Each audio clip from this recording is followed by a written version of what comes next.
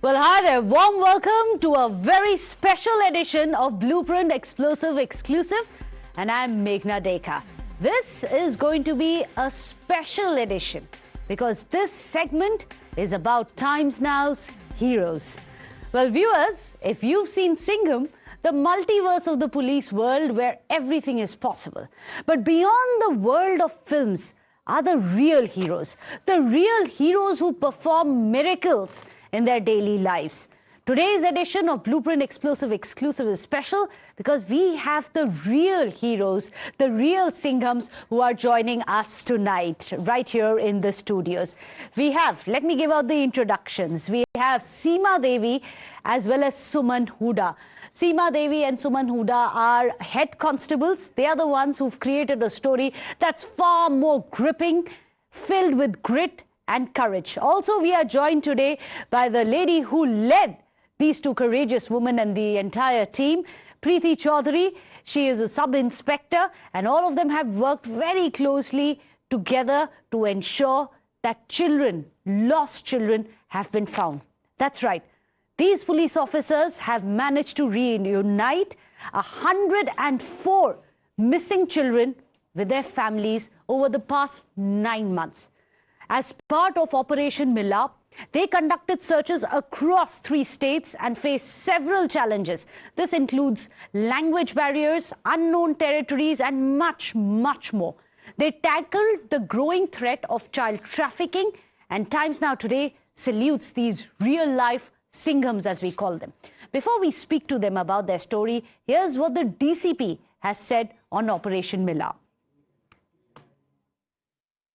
So we made sure that जहाँ पे भी हमारे पास ऐसा नोटिस में आ जाता है कि जहाँ पे there is इनके बीच में मतलब parents और kids के बीच में मतलब some confusion has happened or they have left the place or they are missing, we should put extra efforts. So what we did is a specialized unit, and we actually, being sensitive to the needs of these communities, we made sure that it is being manned by lady police officers, and this team was given exclusive task of finding out and tracing out these kids and youngsters who had gone missing or whether there was a kidnapping cases registered. So you've heard the laurels that they are receiving for the hard work that they have done. Imagine getting the blessings of 104 families when these children were reunited with their families, and these 3 ladies are part of the team who made that happen. Let me go across to Seema Devi ji. Seema Devi ji, आप ये बताइए, आपने 9 महीने पूरा investigation किया, across बहुत सारे states में गए. मैं उसके बाद मैं ये भी पूछूंगी सुमन जी के कहाँ गए, क्या आपको मुसीबतें झेलनी पड़ी. मगर एक बहुत ही इंटरेस्टिंग केस जो आपने मुझे बताया था कि एक बच्चा जो तब 5 साल का था, व्हेन ही वेंट मिसिंग, 10 साल बाद उसको पकड़ा गया, उसको आपने ट्रेस किया.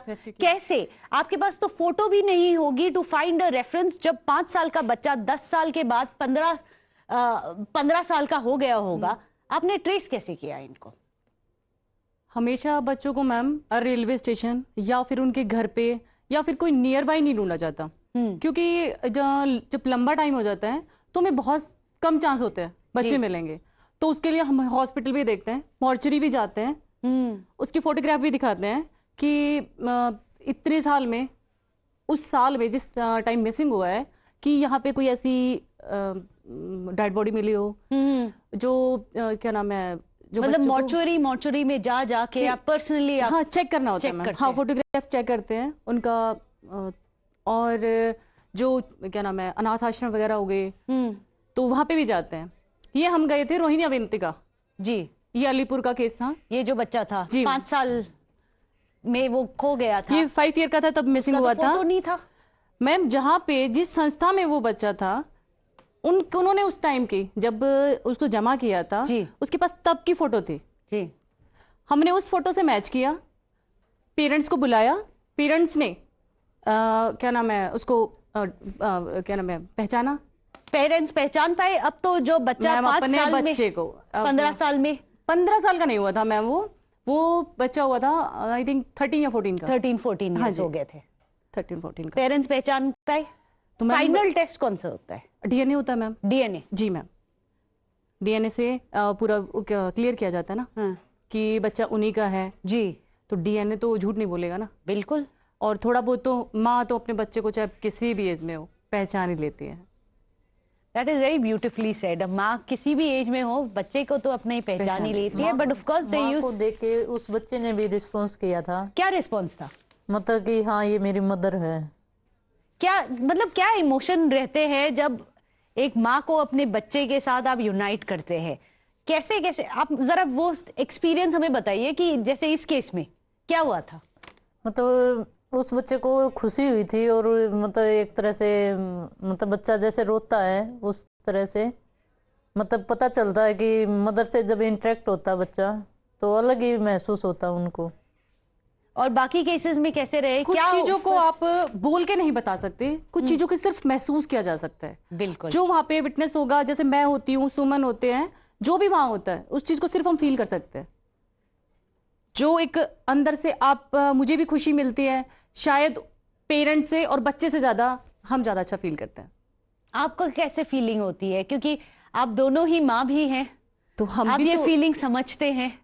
अगर मेरा बच्चा बोल के जाता कि मैं 8 बजे ट्यूशन से आ जाऊंगा, या फिर मैं 8 बजे नीचे से खेल के आ जाऊंगा, अगर वो 8:30 8:15 तक नहीं आता है तो मेरी कोशिश रहती कि मैं पूरी सोसाइटी को घूम के आती हूँ कि बच्चा कहाँ रह गया। मतलब मैं भी तो माँ हूं ना। बिल्कुल। माँ के इमोशंस शायद इस धरती पे कोई समझ सकता है। मैं इस काम को प्रोफेशन के हिसाब से शुरू में करती थी, लेकिन अब मैं इसको एक बस वुमन के हिसाब से करती हूँ। मगर अटैचमेंट दोनों अभी एंटी ट्रैफिकिंग जैसे टीम में है, तो सुमन जी आप ये बताइए, जैसे उसमें क्या एक अलग जज्बा होता है, क्योंकि आप एक माँ भी है, कि एक बच्चे को जब आपको ट्रेस करना होता है, जब आप बोल रहे हैं कि हमने विटनेस किया कि एक माँ और बच्चे को and even father and a child being reunited, वो एक अलग जज्बा होता है क्या जब आप इस वाले यूनिट में हैं? इसमें एक तो हमारा काम ही ये है कि हमने बच्चों को ट्रेस करना है जी। पर जब हम बच्चे ट्रेस करते गए और जो पेरेंट्स की खुशी है और बच्चों की खुशी है उसको हमने रियलाइज किया, हमने महसूस किया, तो हमारा मतलब मोटिवेशन और भी ज़्यादा हुआ कि हम और भी बच्चे ट्रेस कर पाएं और भी बच्चों को अपने मदर फादर से मिलवा पाएं। And that is what really fires these ladies. In fact, let me go across to Sub Inspector Preeti Chaudhary also. आपने लीड किया इनकी टीम को, commendable job that you and your entire team have done. I must congratulate and salute you from on behalf of the entire Times Now team. मगर ये बताइए कि आप कैसे कोऑर्डिनेट करती हैं, क्योंकि ये जो सर्चेस थे अक्रॉस मेनी स्टेट्स थे, आप बंगाल गए, उत्तर प्रदेश गए, हरियाणा गए, पंजाब गए, तो ये कैसे आप कोऑर्डिनेट करती है with the different police forces? Ma'am हमें जैसे थानों में एफआईआर रजिस्टर होती है तो हमें थानों से इंफॉर्मेशन लेनी होती है। वो पहले हमें मतलब थानों से हमारे पास इंफॉर्मेशन आ जाती है कि ये बच्चा मिस हुआ है, तो हमने टीम बनाई हुई है मैम। तो हमें हमारे पास टेक्निकल हेल्प है, हम सीडीआर वगैरह मंगवाते हैं, लोकेशन उनकी ट्रेस करते हैं, इनको भेजते हैं। इस तरीके से हमारी वैसे भी हमारे जो सीनियर्स है हमारी हेल्प करते हैं, जैसे ट्रांसपोर्टेशन के लिए भी गाड़ी प्रोवाइड करना, लोकेशन के लिए, सीडीआर के लिए, मतलब हर तरीके की हेल्प प्रोवाइड करते हैं हमें। तो मेन वर्क इनका, फील्ड वर्क इनका है। फील्ड वर्क तो इनका ही है। सीमा जी आप ये बताइए, आप जब फील्ड पे होती है कैसे कैसे चैलेंजेस होते हैं? आप अलग अलग स्टेट्स में जा रहे हैं, आप वहां पे सबसे बात करें, एक तो बहुत लोग होते हैं जो खाकी देके थोड़ा सा डर जाते हैं कि कुछ एक लीगल केस ना हो जाए, कोई एक पुलिस केस ना हो जाए। आप मैम एक्चुअली ऐसा होता है कि हमारी जो यूनिट है ना, हम यूनिफॉर्म नहीं पहनते उस टाइम। अच्छा। जब बच्चे को ट्रेस करते, क्योंकि बच्चे को डर लगता है यूनिफॉर्म से। अच्छा। अगर हम कोर्ट में भी जाएंगे तो भी हम यूनिफॉर्म नहीं पहनते, हम सिविल में जाते हैं बच्चों के साथ। अगर 18 से नीचे हैं तो हम सिविल में ही जाते हैं। तो माइनर्स के साथ जो भी केसेस आप हैंडल करते हैं, आप सिविल में जाए कि कहीं बच्चा डर ना जाए कि पुलिस आई अभी। Oh that's very interesting, very interesting. तो फिर आप जब जाते हैं वहां पर, लोगों को क्या डर लगता है बात करने, या कभी कभी शायद लैंग्वेज बैरियर हो जाए? आपने जैसे बोला आप बंगाल में गए थे, तो वहां पर लैंग्वेज बैरियर था कोई? मैम आज के दिन है ना, सब एजुकेटेड हैं, ऐसी बात नहीं है। हर जगह कोई ना कोई ऐसा मिल ही जाता है जिसको थोड़ी बहुत हिंदी इंग्लिश आ जाती है। मतलब प्रॉब्लम तो आती है, अब ट्रेन से उतर गए, आगे जाके ट्रांसपोर्ट नहीं मिल रहा है, एग्जैक्ट लोकेशन नहीं मिल रही है, गलियों में घूमते रहते हैं, लेकिन बहुत सारे पेरेंट्स को कोशिश करते हैं हम साथ लेके जाते हैं ताकि एकदम से, अब मैंने किसी 13 साल की लड़की की फोटो देखी है और मैं आगे जाके उसको कोई चूड़े बिंदी पूरे मेकअप में देखती हूँ तो मुझे खुद पहचान में नहीं आती है, फोटो से मैं मैच करती रहती हूँ। लेकिन माँ भाई बहन उसका जो भी फैमिली मेंबर होता है वो तो जाते ही बताता है ना कि ये मेरी बहन है, क्योंकि वो तो उसको रोज ही देखा हुआ है जिसने 13-14 साल तक बिल्कुल देखा होता है। बहुत सारी पहचानने आ जाते हैं। हाँ, बहुत सारी ऐसी हैं। इंस्टाग्राम से आजकल एजुकेशन की कमी है और ये चीज पेरेंट्स के अलावा कोई नहीं दे सकता, ना कोई टीचर दे सकता है ना कोई बाहर का दे सकता है।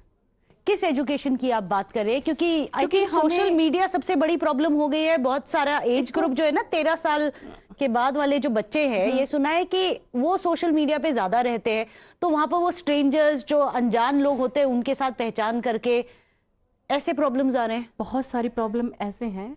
रेस्ट्रिक्शन किसी को पसंद नहीं होती है, लेकिन लिमिटेशन का पता होना चाहिए, बच्चों को भी पता होना चाहिए, हम पेरेंट्स को भी पता होना चाहिए। लिमिटेशन बहुत जरूरी है, क्योंकि ज्यादा सख्ताई से कि कहीं पे भी हम ज्यादा सख्ताई से कोई कानून लागू करेंगे ना, वो हमेशा टूटेंगे। उसके लिए आप कभी भी किसी को बाउंड कर दोगे कि मैं आपको बोल दूं नहीं आपको यहाँ पे बैठे रहना है, अगर मैं आपसे बात कर रही हूँ अभी 4 घंटे कर लेंगे तो आप बोर नहीं होगे, लेकिन मैं अगर आपको या फिर आप मुझे बोल दो कि यहीं पे 4 घंटे बैठना है, तो इंसान उसको पाबंदियों में रहना पसंद ही नहीं है। हाँ। तो ऐसे बच्चे भी हैं। पेरेंट्स सुबह निकलते हैं, उनको पता नहीं है कि आपके बच्चे क्या किससे बात कर रहे हैं, कितनी देर फोन यूज कर रहे हैं। तो पेरेंट्स के लिए भी ये बहुत बड़ी सीख है। और सुमन जी आप ये बताइए, जैसे बहुत सारे जो बच्चे हैं बहुत ही कम उम्र के हैं, 4 साल 5 साल के बच्चे, एक तो 4 साल का था जिनको आपने ट्रेस किया था, वो तो बात भी नहीं कर पाते, ठीक से समझा भी नहीं पाते, वो वाले जरा मुश्किलें आपने ओवरकम किया, उसको आप कैसे टैकल करते थे जब बच्चा ही इतना छोटा है कि वो ज्यादा कुछ बोल ना पाए? उस केस में आप क्या करते थे? उस केस में जैसे ज्यादा बच्चा छोटा है तो ज्यादा मतलब उसकी पॉसिबिलिटी ये नहीं होती है कि मतलब ज्यादा दूर तक जा पाए जी। वो उसी एरिया में रहे तकरीबन मिल जाता है, अगर उसी टाइम की FIR है तो। कोई एक ऐसे टाइम फ्रेम है कि इस टाइम फ्रेम के बीच में मिल जाए तो बेटर हाँ, है? 1-2 दिन के अंदर अगर जो छोटा बच्चा मिसिंग होता है तो 1-2 दिन के अंदर अगर वो मिल जाता है तो मिल जाता है, नहीं फिर अदरवाइज पॉसिबिलिटी कम होती चली जाती है। एक बच्चा अभी NIA थाने का था, वो 5 साल का बच्चा था ना, 5 साल का था, 6 ईयर। तो वो इतना छोटा था, मतलब भले ही उसकी एज 5 to 6 ईयर हो, लेकिन उसको देखने में लग रहा था वो 2 या 3 ईयर का है। अच्छा, वो मैम मिला हमें यूपी में।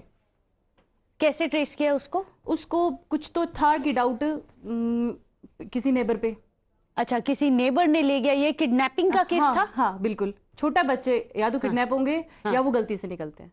हाँ, इस केस के बारे में जैसे बताइए, कोई मतलब जानने पहचानने वाले लोग लेके जाते हैं? बिल्कुल, हाँ, जो बिल्कुल छोटे बच्चों को लेके जाते हैं वो ज्यादातर नेबर्स होते हैं या फिर अपने रिश्तेदारी में होते हैं, वही ज्यादातर ये तो आप काम ट्रेस करते कैसे हैं। करें? आपने बोला कि एक सस्पेक्ट थे आपके। हाँ, सस्पेक्ट। तो सस्पेक्ट को आपने ट्रेस कैसे किया कि ये अभी लोकेशन उत्तर प्रदेश में? फोन लोकेशन सीडीआरस, बिल्कुल, मतलब कॉल डेटा लॉग्स निकाल के लोकेशन लेते रहते हैं। टीम इन्वॉल्व होती है उसमें? बिल्कुल, साइबर की हेल्प लेते हैं। हाँ, बहुत सारे जैसे फोन बंद कर देते हैं, इंस्टा चलाते हैं, हाँ। इंस्टा की हेल्प तो वो साइबर ही हेल्प कर सकता है। जो गैजेट्स यूज करते हैं जी, वो इजिली मिल सकते हैं, लेकिन जो गैजेट्स बच्चों के पास तो गैजेट्स नहीं होते। तो मैम उसके लिए एक सस्पेक्ट था ना, हाँ, माँ को डाउट था, वहां हम पहुंचे। अब क्या नाम है, 10 दिन से जो बच्चा मिसिंग है वो माँ की हालत उस माँ ही बता सकती है उस चीज को ना। 10 दिन बाद मिला बच्चा? हाँ मैम, 4 तारीख की FIR थी और वो 14 तारीख को मिला था। उस माँ ने उस बच्चे ने गले लगने के बाद रोना बंद नहीं किया था, जबकि हम गए तब वो गली में खेल रहा था। उस माँ ने पूरे रास्ते और उस बच्चे ने ना तो पानी के लिए कोई डिमांड की, बस वो एक दूसरे से चिपके हुए थे और रोए जा रहे थे।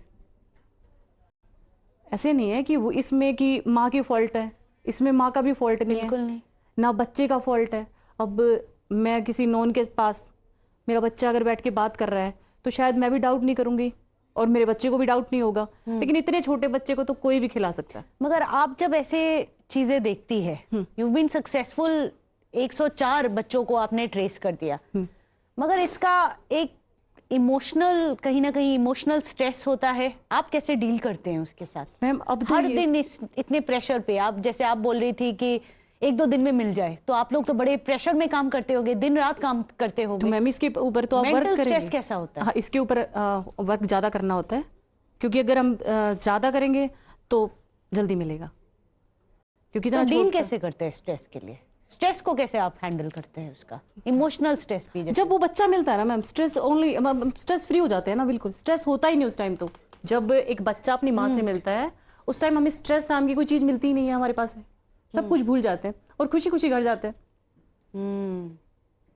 ऐसा है प्रीति जी, कैसे आप लोग हैंडल करते हैं ये सारा स्ट्रेस? कुछ एक स्पेशल ट्रेनिंग होती है, एक तो फिजिकल ट्रेनिंग, क्योंकि इतने घंटे घंटे ये लोग फील्ड में रहते हैं, एक स्टेट से दूसरे स्टेट, ऐसे जैसे बोल रहे कि कभी ट्रेन से जा रहे हैं, कभी बस से जा रहे हैं, पैदल जा रहे हैं, गली गलियों में जा रहे हैं। एक तो वो फिजिकल स्ट्रेन, और उसके बाद जो इमोशनल स्ट्रेन भी आता है।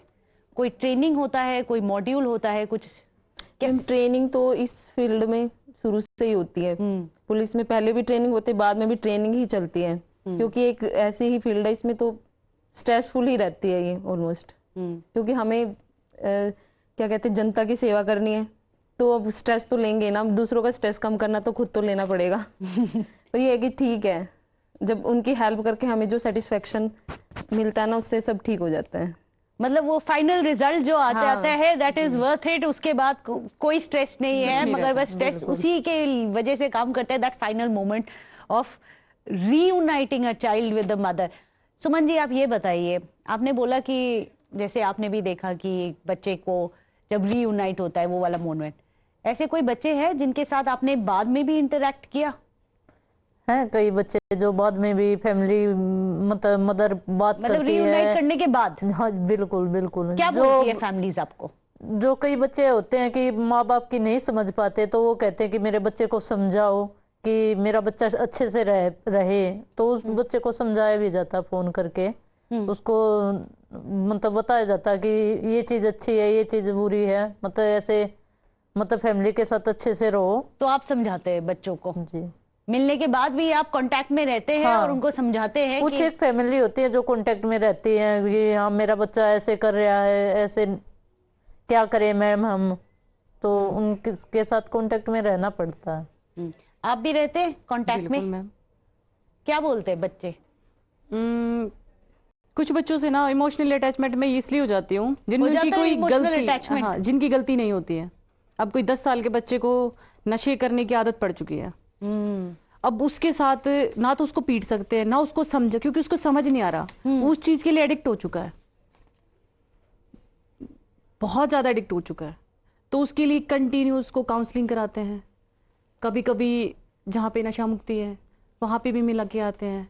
आप खुद इमोशनली अटैच हो जाती है? बिकॉज ऐसा तो होता है कि ये तो इट्स जस्ट अ वर्क, ये प्रोफेशन है, मगर ऐसा लग नहीं रहा जैसे आप लोग बात कर रहे हैं कि it's just a profession for you.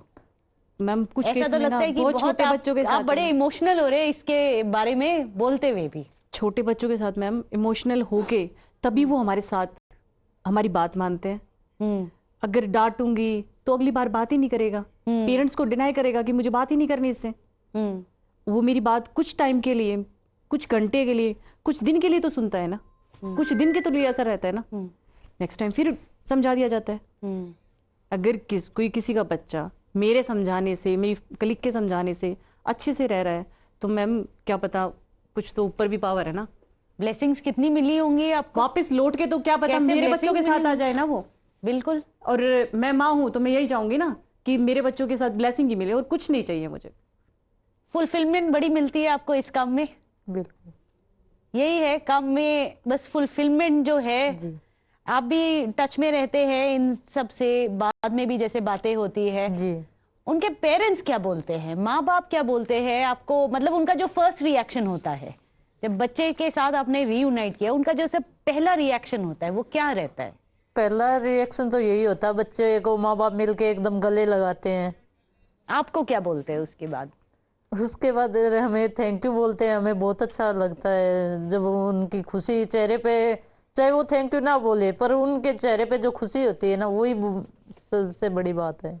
वही सबसे बड़ी बात है, and that sees you through, you know, that's the difference between doing a job and doing a job for social welfare. कितना फुलफिलिंग है आपका काम प्रीति जी? हमारे इस काम में सब हमारे सीनियर्स का बहुत बड़ा रोल है। जो हमारे अभी ये ट्रेसिंग हुई है 104, ये हमारे इंस्पेक्टर प्रमोद कुमार सर हैं। कितना बड़ा टीम है? हमारी टीम तो मतलब 4-5 लोग होते हैं, 6 लोग भी हो जाते हैं। जो वो तो मतलब अगर अदर स्टेट में जाना है तो और ज्यादा लोग हो जाते हैं, लेकिन अगर दिल्ली में ही है तो ये 2 मैम, एक लड़का है हमारे साथ हेड कांस्टेबल संदीप, ये 3 लोग जाते हैं। अच्छा, तो 3-3 लोगों के टीम्स होते हैं, या तो बड़ा कर देते हैं अगर दूर जाना है तो ज्यादा टीम भी बनाते हैं, 5-6 लोग की टीम भी होती है। और फिजिकल स्ट्रेस और घर पे जो होता है वो वाला mental stress, physical stress, personal life को छोड़ के थोड़ा प्रोफेशनल पे ध्यान देना पड़ता है। सबने सैक्रिफाइसेस किए अपने पर्सनल लाइफ में? बिल्कुल मैम। कैसे? मैम अपने बच्चों को छोड़ के आना, अब रात को अगर मुझे कोई 11 बजे पता लग रहा है कि कोई बच्चा रेलवे स्टेशन पे है, टिप मिल गई रात को, हाँ, तो मैं रात को चल देती हूँ। अब मेरा बच्चा भी तो रो रहा है ना, नहीं जाना, ये नहीं करना, लेकिन उसको क्या समझा के आती हूँ, आपकी मम्मी लौट के आपके पास आएगी, लेकिन किसी का बच्चा उसकी मम्मी के पास जाएगा तो बताओ कितना अच्छा लगेगा। अब वो बच्चे समझने लगे हैं, समझाना पड़ता है उनको थोड़ा थोड़ा। बड़े वाले को नहीं समझाना पड़ता, लेकिन छोटे वाले को तो थोड़ा समझाना ही पड़ता है। I mean, these are stories, and we could have just continued talking. Thank you so much, all of you, for coming here. These are the sheroes and the people that we really look up to, because they are not just doing it for a living. They're not just doing it as a job. They are doing it to reunite families. And they say that the only satisfaction at the end of it is to see that smile on a mother's face when she sees her lost son. Thank you so much. पूरी times now के team से बहुत ही excitement है यहाँ पर कि आप लोग यहाँ पर आए। Thank you very much, not just from times now but the rest of the nation. आपने जो काम किया है, everyone salutes you for that. Thank you so much. Thank you.